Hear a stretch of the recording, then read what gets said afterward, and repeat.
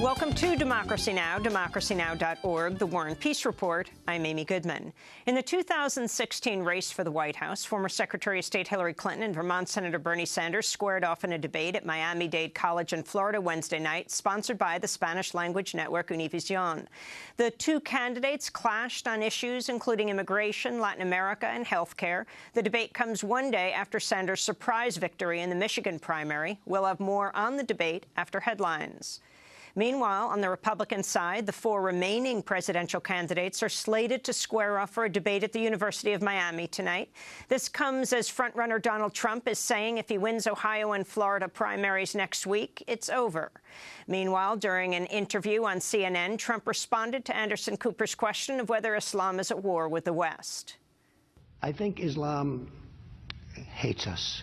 There's something there that there's a tremendous hatred there. There's a tremendous hatred. We have to get to the bottom of it.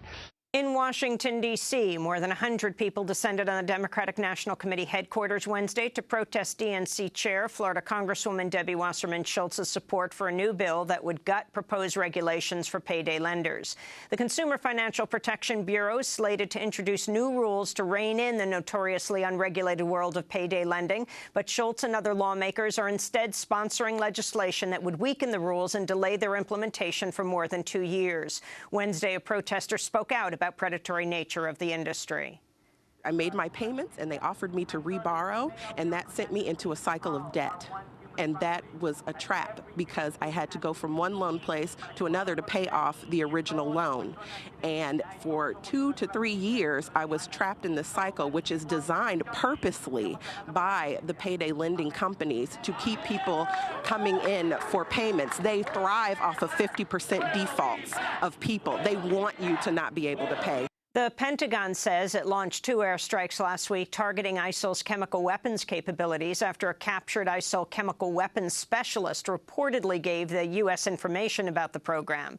The Iraqi specialist was reportedly captured by U.S. Special Operation Forces in northern Iraq 3 weeks ago. Unnamed U.S. military officials say the specialist worked for Saddam Hussein's now-dissolved Military Industrialization Authority before joining ISIL. U.S. officials say he also provided information about how ISIL has used mustard gas during attacks. Unnamed officials say U.S. Special Operations Forces and Somali troops carried out another raid at an al-Shabaab training camp in Somalia, killing 19 militants, they said. This comes only days after U.S. airstrikes in Somalia killed more than 150 people identified as militants at an al-Shabaab training camp, marking one of the deadliest U.S. attacks to date in the so-called War on Terror. The U.S. head of Volkswagen has resigned amidst the ongoing fallout from the auto giant's emissions cheating scandal. Michael Horn served as the U.S. chief executive since 2014.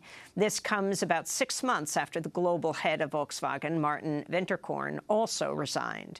The Justice Department has sued German automaker Volkswagen after accusing it of installing devices in its vehicles to skirt U.S. emissions regulations. U.S. regulators say Volkswagen vehicles were emitting up to 40 times more pollution than U.S. standards allow. In news from Europe, Macedonia has announced it's closing its border with Greece, only one day after Slovenia announced it was also closing its borders to refugees fleeing violence in the Middle East and North Africa. Croatia and Serbia have said they, too, will block refugees from entering their countries. The series of border crackdowns effectively seals off the Balkan route, which refugees have been using to reach northern European countries such as Germany. German Chancellor Angela Merkel has condemned the border crackdowns. Venezuela says it's recalling its top diplomat to the United States following the White House's decision to extend an executive order imposing sanctions on top Venezuelan officials. The executive order also declares Venezuela a national security threat. The U.S. and Venezuela have not had ambassadorial relations for years. In more news from South America, Brazilian prosecutors have indicted former President Luiz Inácio Lula da Silva as part of an investigation into corruption at the Brazilian oil company Petrobras. The growing allegations of a corruption scandal also threaten Lula's successor, current President Dilma Rousseff, who's fighting off an impeachment attempt related to other charges. Lula says the charges are politically motivated. In France, thousands of people took to the streets to protest the French government's proposed labor reforms, which would lengthen the French workweek and make it easier for bosses to fire employees. Despite heavy rain, students and unions flooded Paris streets Wednesday. Students also barricaded dozens of schools. The protests coincided with a rail strike, which shut down two-thirds of all trains. Student Juba Zamoul spoke out. Already today, we want to make it clear to all students that we are against this law and show them why we're against this law. And we want especially to demonstrate, to show the government that we are against it, and that students, young people, we are all rallying against this law so it does not pass. Meanwhile, in Nigeria, oil workers staged a nationwide strike Wednesday after the Nigerian government announced plans to restructure the state oil company without having consulted the workers. Nigeria's largest oil producer in Africa. The proposed restructuring calls for dividing the Nigerian National Petroleum Corporation into multiple parts. Workers say they fear the plan could lead to mass layoffs. And the Wall Street Journal has exposed nearly half of the $110 billion Wall Street banks have paid in settlements in recent years has been pocketed by the federal government and has not been paid out to homeowners.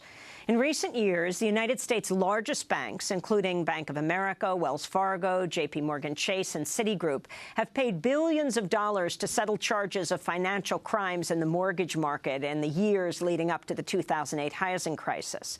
Top regulators have lauded the record fines extracted in these settlements by saying the money would help homeowners struggling with their mortgages. Yet the Wall Street Journal's new investigation shows while about $45 billion did go to homeowner relief, even more of the settlement money, about $50 billion in total, has been simply pocketed by the federal government itself, with almost no disclosure of how the money is being spent.